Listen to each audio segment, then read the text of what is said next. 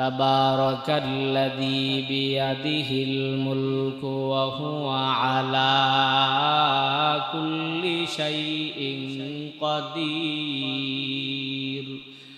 الذي خلق الموت والحياة ليبلوكم أيكم أحسن عملا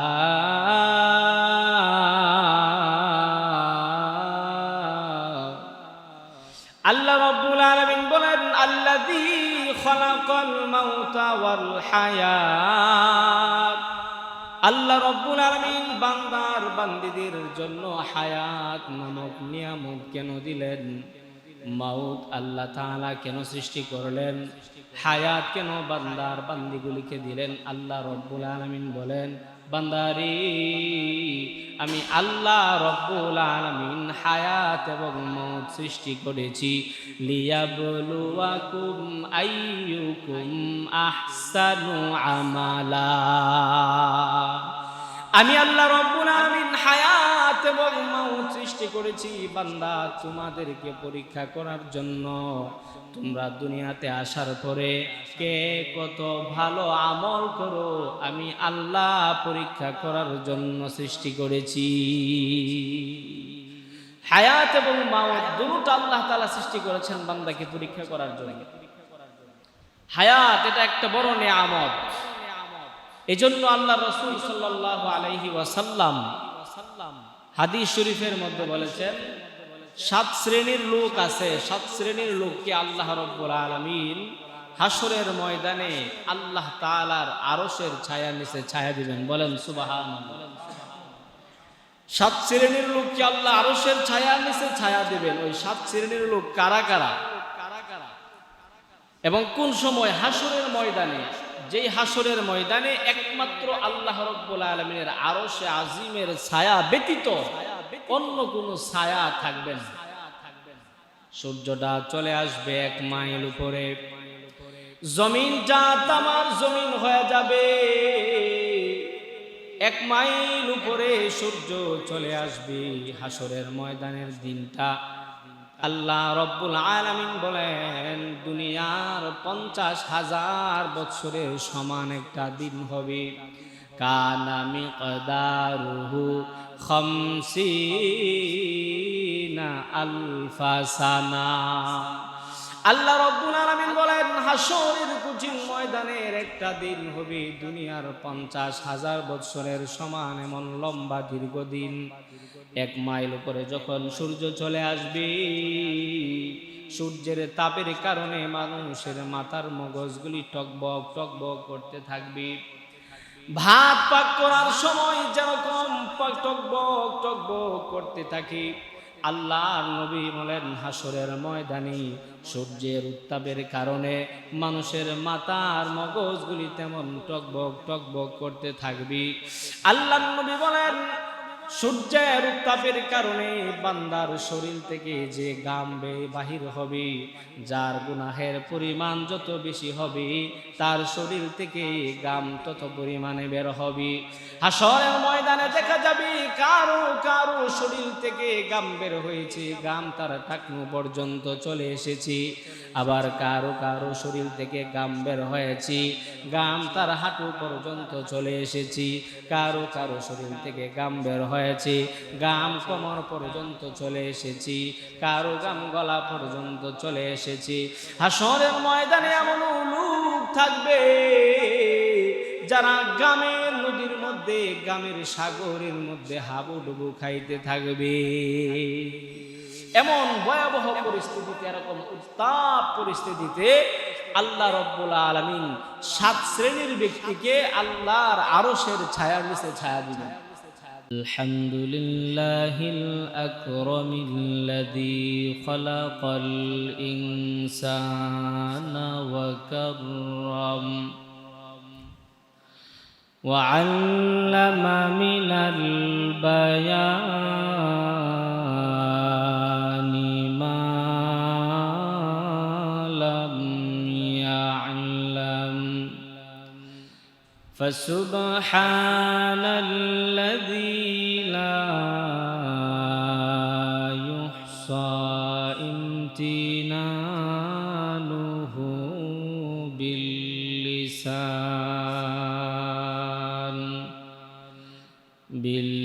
باللسان ولا بالقلم ونشهد أن لا إله إلا الله وحده لا شريك له ونشهد أن سيدنا وسندنا وحبيبنا ومولانا محمدا عبده ورسوله الذي أرسل إلى الناس بالحق بشيرا ونذيرا وداعيا إلى الله بإذنه وسراجا منيرا أما بعد فأعوذ بالله من الشيطان الرجيم بسم الله الرحمن الرحيم الذي خلق الموت والحياة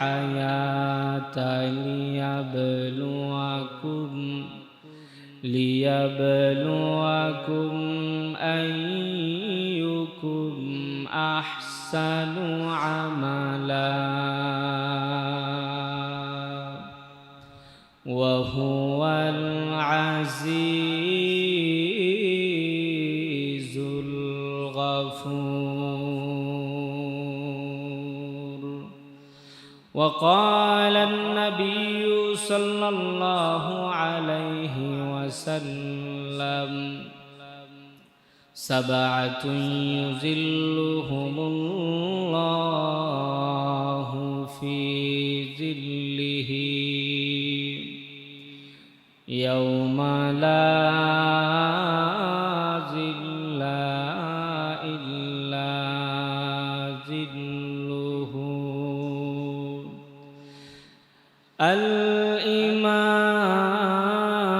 الإمام العادل وشاب نشأ في عبادة الله صدق الله العظيم وصدق رسوله النبي الكريم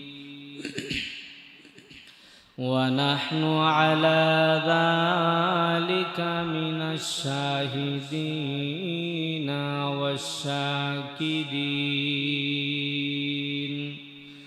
والحمد لله رب العالمين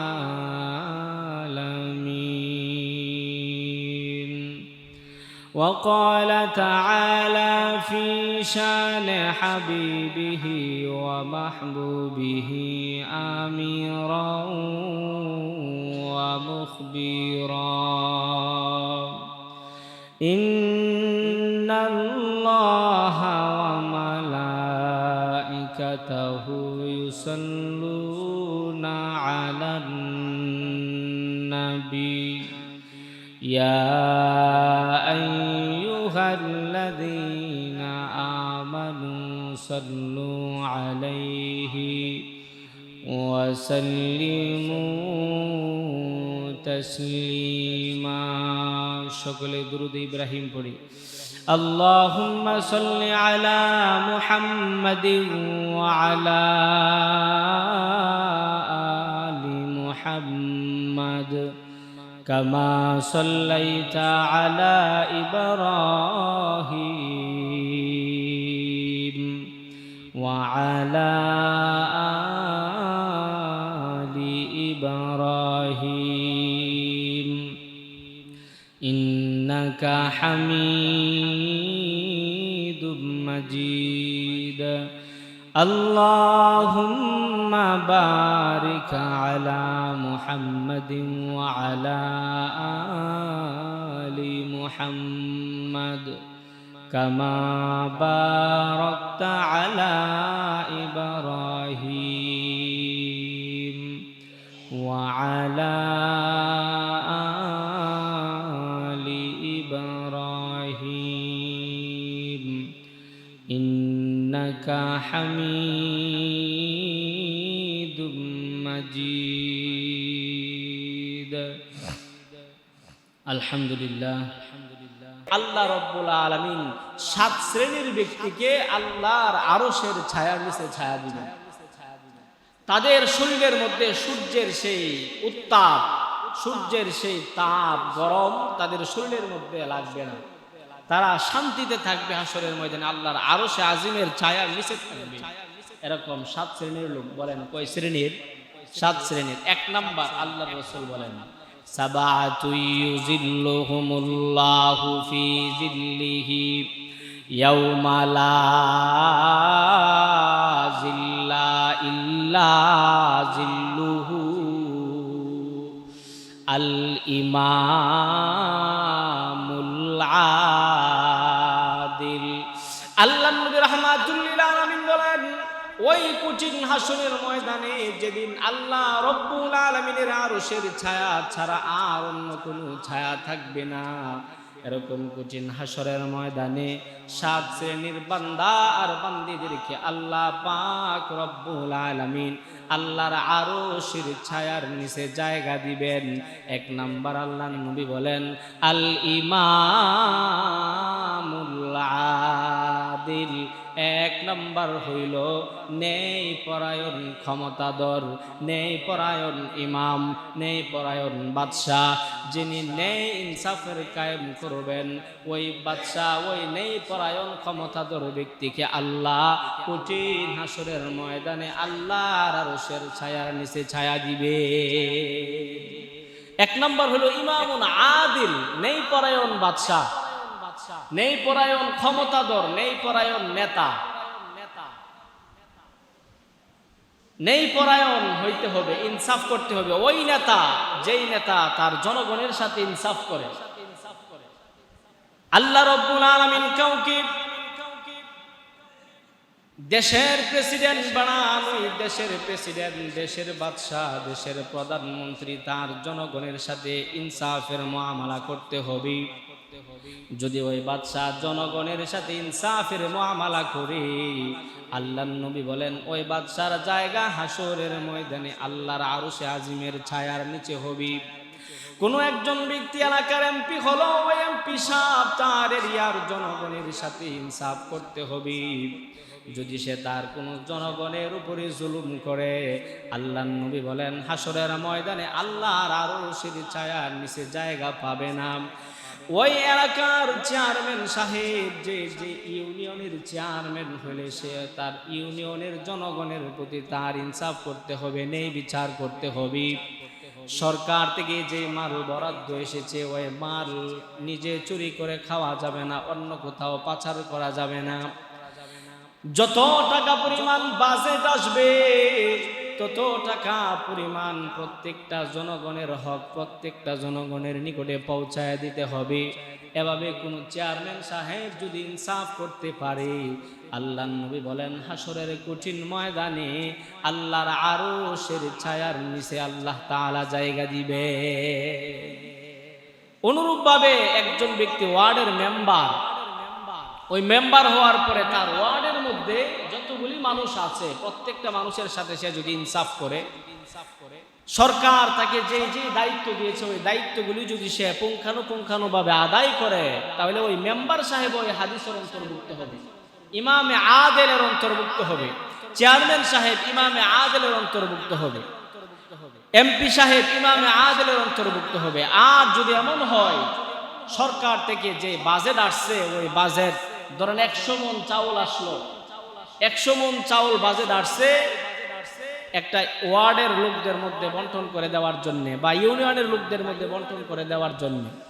এখন এখান থেকে আমি যদি 50 মণ চাউল নিজের জন্য রেখে দেই আর বাকি 50 মণ চাউল অন্যকে দিয়ে দিলাম, তাহলে সে ইমামে আদেলের অন্তর্ভুক্ত হবে না, তাকে জাহান্নামে যাইতে হবে। আর যদি এমন হয় যে না, বাজেট যত আসছে প্রত্যেকটা বাজেট আমি যেইভাবে বিতরণ করার দরকার আমি সেভাবেই বিতরণ করব, তাহলে সেই ইমামে আদেলের অন্তর্ভুক্ত হবে, আরশের ছায়ার নিচে আল্লাহ জায়গা দেবেন। বলেন সুবহান। একটা হইল একজন মানুষের হক আপনি মারলেন, আর একটা হইল না জনগণের হক, এটা কিন্তু মারাত্মক। ধরেন আপনি 100 মণ গম আসলো, 100 মণ গম আসার পরে আপনি এখান থেকে একটা গম রেখে দিয়েছেন। বন্টন করার আগ পর্যন্ত এই একটা গমের মধ্যে এলাকার মধ্যে যদি 100 জন দরিদ্র মানুষ থাকে, প্রত্যেকটা মানুষের হক একটা গমের মধ্যে আছে। এখন একটা গম যদি আমি নিয়ে নিই তাহলে 100 মানুষের হক আমি নষ্ট করলাম, 100 মানুষের সাথে আমি বেইনসাফি করলাম, 100 মানুষের উপরে আমি জুলুম করলাম। জোরে কন্যা জুলুম। এই জন্য আল্লাহ নবী রাহমাতুল লিল আলামিন বলেন, আল ইমামুল আদিল, হাসরের কঠিন ময়দানে আল্লাহ রব্বুল আলামিন আল্লাহর আরশের ছায়া নিচে ছায়া দিবেন একমাত্র ইমামে আদিল নেই, পরায়ণ ক্ষমতাধর ব্যক্তি। এখন অনেকে বলবে, হুজুর আমি তো চেয়ারম্যান হইতে পারি নাই, মেম্বারও হইতে পারি নাই, আমি কি ইমামে আদিলের অন্তর্ভুক্ত হতে পারবো কিনা? মুহাদ্দিসিনে কেরাম লেখেন, হ্যাঁ, প্রত্যেকটা মানুষ ইমামে আদিলের অন্তর্ভুক্ত হইতে পারে। যেমন ধরেন একজন ব্যক্তি সে তার পরিবারের প্রধান, সে ইমামে আদিল হইতে পারে, পরিবারের প্রধান, পরিবারের নেতা। সে যদি তার অধীনস্থ সকল পরিবারস্থ ব্যক্তিবর্গের সাথে ইনসাফ করে, কোন বাবা যদি পরিবারের প্রধান হয় তার সন্তানাদিদের মধ্যে ইনসাফ করতে হবে। আর যদি এমন হয় বাবা পরিবারের প্রধান হওয়ার পরেও শুধুমাত্র ছেলেদেরকে সম্পত্তি লিখে দিয়ে গেল কিন্তু মেয়েদেরকে সম্পত্তি লিখে দেয় না, ওই বাবা ইমামে আদিলের অন্তর্ভুক্ত হতে পারবে না। হাসরের ময়দানে আল্লাহ রব্বুল আলামিনের কাঠগড়ায় ওই বাবাকে দাঁড়াইতে হবে। প্রত্যেকের হক ইনসাফের সাথে আদায় করা, ছেলে আছে মেয়ে আছে, প্রত্যেকের হক আদায় করতে হবে। যদি আদায় করি তাহলে ইমামে আদেল এর অন্তর্ভুক্ত হবে। এখন যদি এমন হয়, হুজুর আমার বাবা নাই, আমার সন্তান নাই, আমার কেউ নাই, আমি একা আছি, তাফসীরের কিতাবের মধ্যে লেখা হয় একা থাকলেও প্রত্যেকটা মানুষ তার দেহ নামক রাজ্যের রাজা। জোরে কোন ঠিক না বেঠিক? আমি আমার হাতের রাজা, হাত আমার কোথায় চলে, আমি যখন ইচ্ছা করি হাতকে প্রসারিত করার জন্য হাত প্রসারিত হয়ে যায়। কি বলেন ঠিক না বেঠিক? আবার যখন আমি পা ইচ্ছা করি পাকে প্রসারিত করার জন্য পা প্রসারিত হয়ে যায়। যখন ইচ্ছা করি চক্ষুটাকে খোলার জন্য চক্ষু খুলে যায়, যখন ইচ্ছা করি চক্ষু বন্ধ করার জন্য চক্ষুটা বন্ধ হয়ে যায়। তাহলে প্রত্যেকটা মানুষ তার দেহের রাজ্যের রাজা, দেহের বাদশাহ। এখন প্রত্যেকটা মানুষ যদি তার দেহের অঙ্গ প্রত্যঙ্গগুলির সাথে ইনসাফ করে, হুজুর দেহের অঙ্গ প্রত্যঙ্গগুলির সাথে আমি ইনসাফ কিভাবে করব? তাফসীর কিতাবের মধ্যে লেখা হয়, আমি আমার হাতের মালিক, আমি আমার হাতের রাজা, আমি আমার হাতকে গুনাহের কাজের মধ্যে লাগাইব না, তাহলে আমার হাতের সাথে ইনসাফ করা হবে। আমি আমার চোখের মালিক, আমি আমার চোখের রাজা, আমি আমার চক্ষুকে অবৈধ জিনিসের দিকে লাগাবো না, সিনেমার দিকে লাগাবো না। আমি আমার চক্ষুগুলিকে বেগানা নারীদের দিকে চক্ষু দিয়া তাকাবো না। যদি বেগানা নারীদের দিকে চক্ষু দিয়া তাকায়, আমি আমার চোখের সাথে বেইনসাফি করলাম, আমি ইমামে আদেলের অন্তর্ভুক্ত হতে পারবো না। হাসরের ময়দানে আল্লাহর আরশের ছায়ার নিচে জায়গা পাবো না। প্রত্যেকটা মানুষ তার দেহের রাজা। এজন্য প্রত্যেকটা মানুষ যদি তার দেহের অঙ্গ প্রত্যঙ্গগুলির সাথে সে ইনসাফ করে, দেহের অঙ্গ প্রত্যঙ্গগুলিকে সে গুনার দিকে দাবিত না করে, গুনাহ থেকে বাঁচায় রাখে, তাইলে সে ইনসাফ করলো। আর যদি হাত দ্বারা সে কোনো গুনার কাজে লিপ্ত হয়, চক্ষু দ্বারা কোনো গুনার কাজে লিপ্ত হয়, পা দ্বারা কোনো গুনার কাজে লিপ্ত হয়, তাইলে সে তার অঙ্গ প্রত্যঙ্গ যে তার প্রজা আছে, দেহের প্রজা, এগুলির সাথে সে বেইনসাফি করলো। বেইনসাফি করলে আল্লাহ রাব্বুল আলামিন আরশের ছায়ার নিচে তাকে হাসরের ময়দানে জায়গা দিবেন। এই হলো ইমামে আদেল, এক নাম্বার।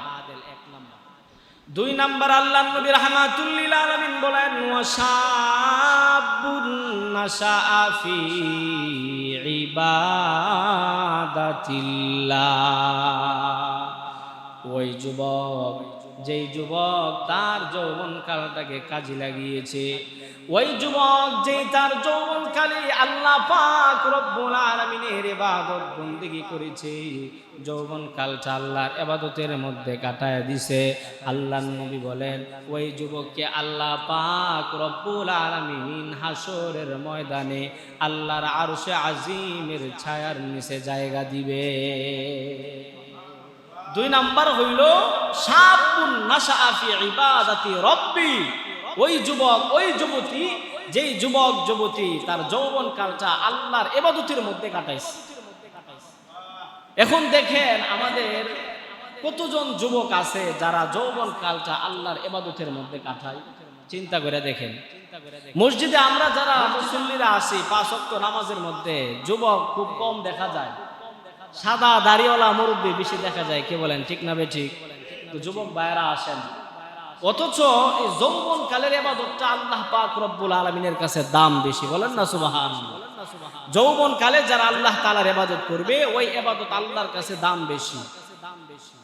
কিন্তু আমাদের যুবক ভাইরা আজকে মসজিদের মুখে আসে না, মসজিদে আসে না, নামাজে নাই, ইবাদতে নাই, যৌবনকালটা ইবাদতের মধ্যে কাটাইতেছে না। ও যুবক ভাই, যৌবনকালটা যদি ইবাদতের মধ্যে না কাটাও, তাহলে হাসরের ময়দানে আল্লাহর আরশের ছায়ার নিচে তোমাদের জায়গা হবে।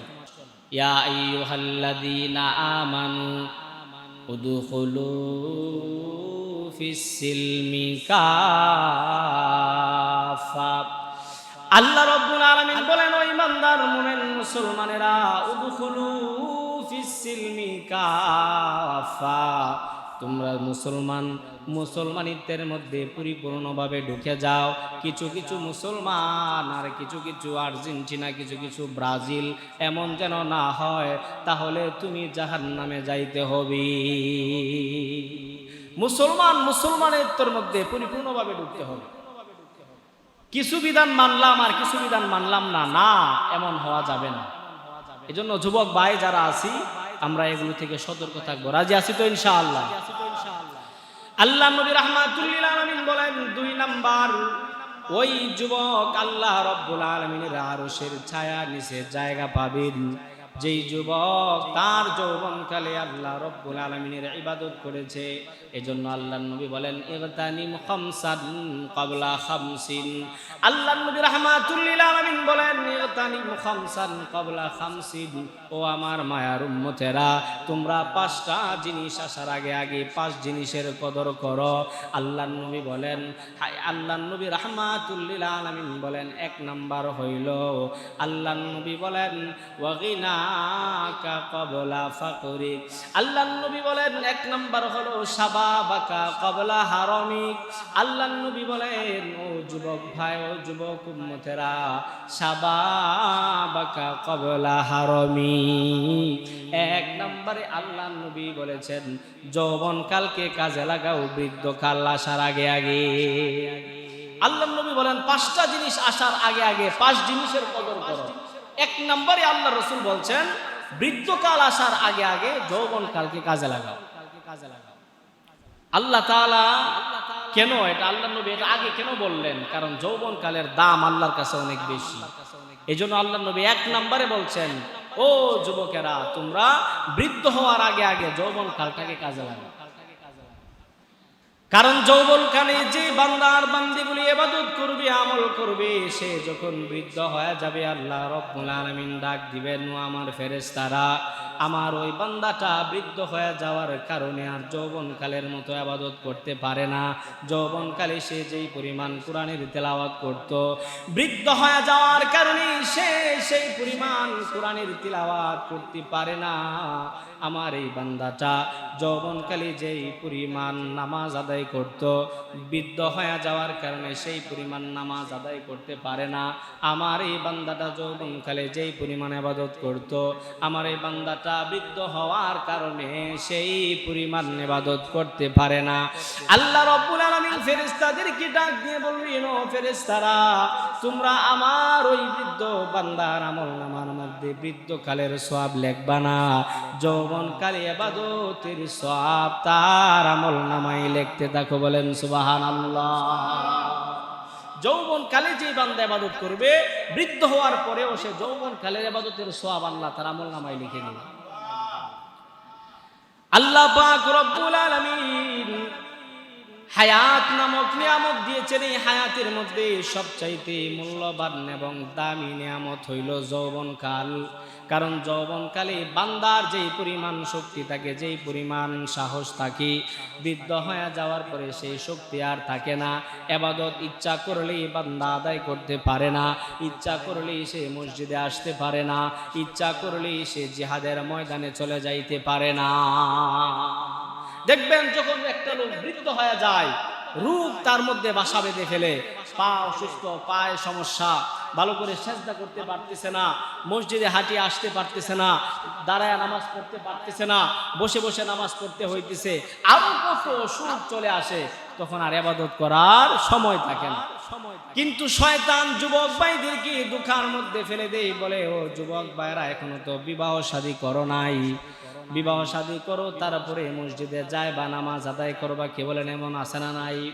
অনেক যুবক ভাইদেরকে যদি জিজ্ঞাসা করি, ভাই কেন মসজিদে আসেন না, যুবক ভাই ডাক দিয়ে বলে, হুজুর এখনো বিবাহ করি নাই, বয়স হয় নাই, কিছু বয়স হোক তারপরে দাঁড়িয়ে রাখবো, বয়স হোক তারপরে নামাজে যাইব, বিবাহ করে নেই তারপরে নামাজে যাইব। আমি বলি, ও যুবক ভাই, তোমার যে বয়স হবে গ্যারান্টি তোমাকে কে দিয়েছে? কি বলেন, গ্যারান্টি আছে? কত যুবক ভাই দেখবেন রাস্তাঘাটের মধ্যে গাড়ি অ্যাক্সিডেন্ট করে মারা যাইতেছে, আছে না নাই? হঠাৎ করে স্ট্রোক করে মারা যাইতেছে, এরকম অহরহ ঘটনা ঘটতেছে। যুবক ভাই, তুমি যে বৃদ্ধ হবে, তুমি যে বিবাহ করবে, তোমার যে বয়স হবে, সেই গ্যারান্টি তোমাকে কে দিয়েছে? এটা শয়তানের ধোঁকা। শয়তান বান্দার বান্দিকে ধোঁকা দেয় যে না, এখন মসজিদে যাও না, সময় হয় নাই, আরো সময় আছে, আরো তো বহুত দিন বাঁচবা, তুমি দুনিয়াতে থাকবা। অথচ দেখা যায় ওই যুবক ভাইরা সেই বৃদ্ধ হওয়ার আশায় আশায় একদিন দুনিয়া থেকে, যুবক অবস্থায় সে দুনিয়া থেকে চলে যায়। কি বলেন, আছে না নাই? এই জন্য যৌবনকালকে কাজে লাগাও। আল্লাহর নবী বলেন, ইগতানিম খামসান ক্বাবলা খামসিন শাবাবাকা ক্বাবলা হারামিক। আল্লাহর নবী বলেন, বান্দা তুমি তোমার যৌবন কালটাকে কাজে লাগাও বৃদ্ধ হওয়ার আগে আগে আগে। 2 নম্বরে আল্লাহর নবী বলেন, ওয়াসিহাতাকা ক্বাবলা সাকামিক। অসুস্থ হওয়ার আগে আগে তুমি তোমার সুস্থতার সময়টাকে কাজে লাগাও। কারণ অসুস্থ হয়ে গেলে ইবাদত করার সুযোগ থাকে না, ইবাদত মন চাইলেও করা যায় না, অসুস্থতার কারণে ইবাদত করার সময় হয় না। এই জন্য আল্লাহর নবী বলেন, তুমি তোমার সুস্থতার সময়টাকে গনিমত মনে করে সুস্থ আছো মসজিদে চলে আসো, সুস্থ আছো নামাজে চলে আসো, সুস্থ আছো তাবলিগে চলে যাও, সুস্থ আছো তুমি দিনের কাজে বের হয়ে যাও। সুস্থতার সময়টাকে তুমি কাজে লাগাও। 2 নাম্বার। 3 নাম্বার হইল ওয়া ফারাগাকা ক্বাবলা শুগলিক। ব্যস্ততা আসার আগে আগে অবসর সময়টাকে কাজে লাগাও। ব্যস্ত যখন হয়ে যাবে তখন আর ইবাদতের সুযোগ পাওয়া যাবে না। সংসারের পিছনে যখন পড়ে যাবে তখন আর ইবাদতের সুযোগ পাওয়া যাবে না। সবচাইতে ইবাদতের বেটার টাইম হইল, সবচাইতে উত্তম সময় হইল যৌবনকাল। এই জন্য আল্লাহর রাসূল 1 নম্বরে যৌবনের কথা আনছে। যৌবনকালে কোনো কাজ থাকে না, কোনো প্যারা থাকে না, কোনো কিছু থাকে না, যতক্ষণ ইচ্ছা ততক্ষণ ইবাদত বন্দেগী করা যায়। 4 নাম্বার, আল্লাহ নবী রাহমাতুল্লিল আলামিন বলেন, ফারাগাকা ক্বাবলা শুগলিক ওয়া গানাকা ক্বাবলা ফাকরিক, দরিদ্রতা আসার আগে আগে ধনাঢ্যর সময়টাকে, সচ্ছলতার সময়টাকে কাজে লাগা। 5 নাম্বার, ওয়া হায়াতাকা ক্বাবলা মাউতিক, মৃত্যু আসার আগে আগে জীবনের হায়াত, আল্লাহ তাআলা যে হায়াত দিবেন সেই হায়াতটাকে কাজে লাগা। কারণ মৃত্যু কার কখন চলে আসবে কেউ আমরা জানি না। কি বলেন? জানি কেউ? কার কখন মরণ আসবে কেউ জানি না। আল্লাহ রাব্বুল আলামিন এই মরণটা সৃষ্টি করেছেন বান্দাকে পরীক্ষা করার জন্য। এজন্য আল্লাহর নবী বলেন, 2 নাম্বার, যেই ব্যক্তি হাসরের ময়দানে আল্লাহর আরশের ছায়ার নিচে ছায়া পাবে সে হলো শাবুন নাশা ফি ইবাদাতি রাব্বিহি, ওই যুবক, যেই যুবক তার যৌবনকাল আল্লাহ রাব্বুল আলামিনের ইবাদতের মধ্যে কাটিয়েছি। 3 নাম্বার, আল্লাহর নবী বলেন হাসরের ময়দানে আল্লাহ রাব্বুল আলামিনের আরশের ছায়ার নিচে ছায়া পাইবে হলো 3 নাম্বার ওই ব্যক্তি, ওয়ারাজুলুন কলবুহু মুআল্লাকুন ফিল মাসাজিদ,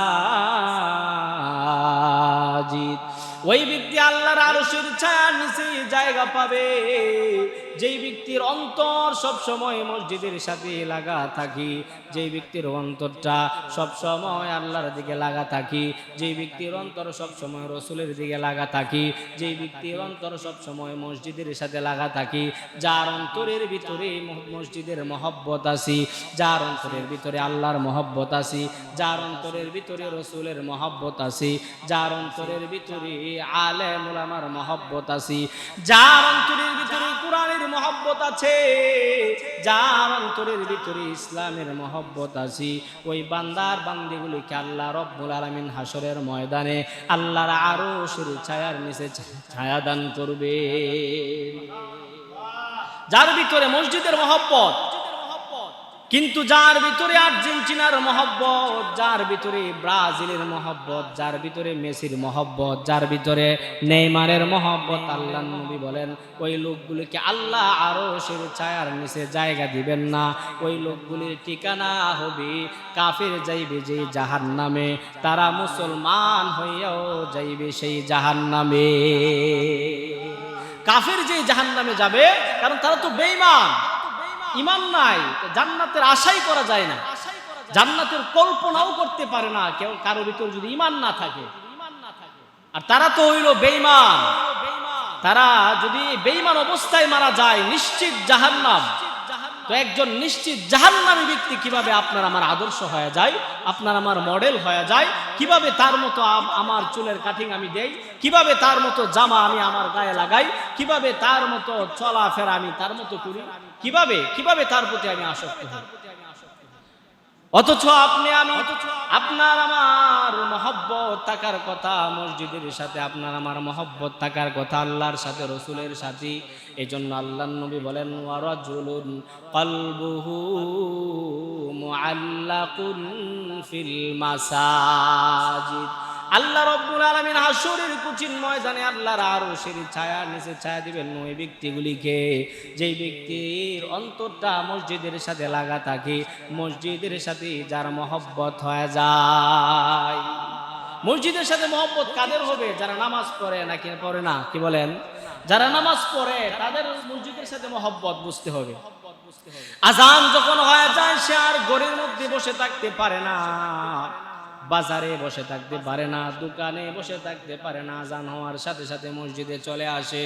বুঝতে হবে ওই বান্দার অন্তরের ভিতরে আমার আল্লাহ রব্বুল আলামিনের ঘর মসজিদের মহব্বত আছে। মসজিদের মহব্বত যার ভিতরে থাকবে আল্লাহ তাকে আরশের ছায়ার নিচে ছায়া দিবেন।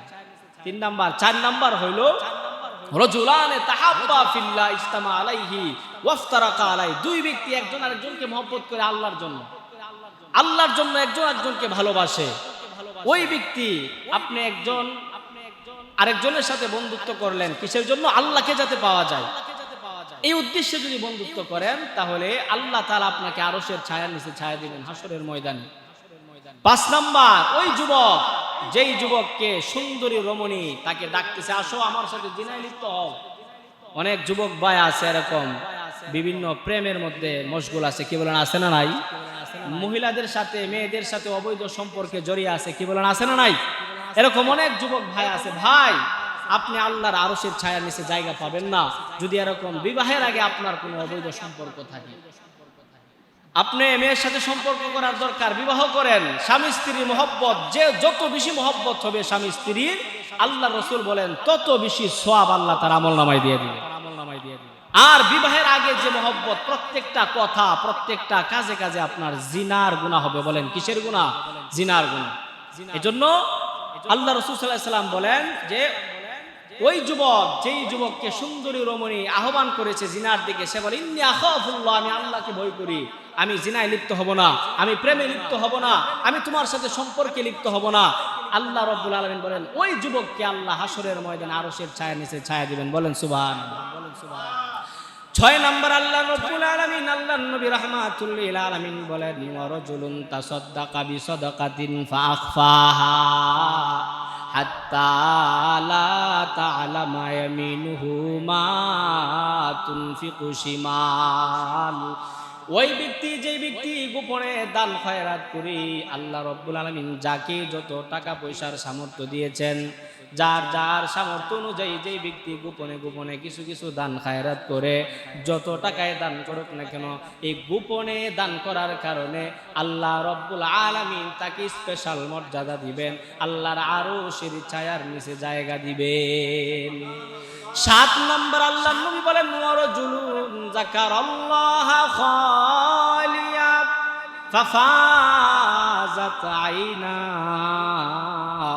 7 নম্বর ওই ব্যক্তি যাকারাল্লাহ খালিয়া, নির্জনে বসে বসে, দুনিয়ার সমস্ত মানুষ যখন ঘুমের ঘরে বিভোর থাকে, রাত্রের 3টার সময় তাহাজ্জুদের সময় উঠিয়া ওই বান্দার বান্দিগুলি রব্বুল আলামিনের নামের জিকির করে আর আল্লাহ রব্বুল আলামিনের নিকটে দোয়া করে, কান্নাকাটি করে, চোখের পানি ফেলে ফেলে কান্না করে, আল্লাহর নবী বলেন ওই বান্দার বান্দিগুলিকে আমার আল্লাহ হাসরের ময়দানে আল্লাহর আরশের ছায়ার নিচে ছায়া দান করবে। এই হলো 7 প্রকারের ব্যক্তি যাদেরকে আল্লাহ তাআলা আরশের ছায়ার নিচে ছায়া দিবেন।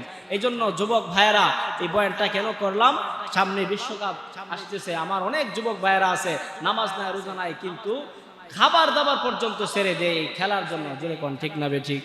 এই জন্য আমরা এই খেলা থেকে বিরত থাকবো তো ইনশাআল্লাহ। আল্লাহ পাক রব্বুল আলামিন আপনাকে আমাকে আমাদের সকলকে আমল করার তৌফিক দান করুন। সকলে বলি আমিন। ওয়া আখিরু দাওয়ানা আলহামদুলিল্লাহি রাব্বিল আলামিন।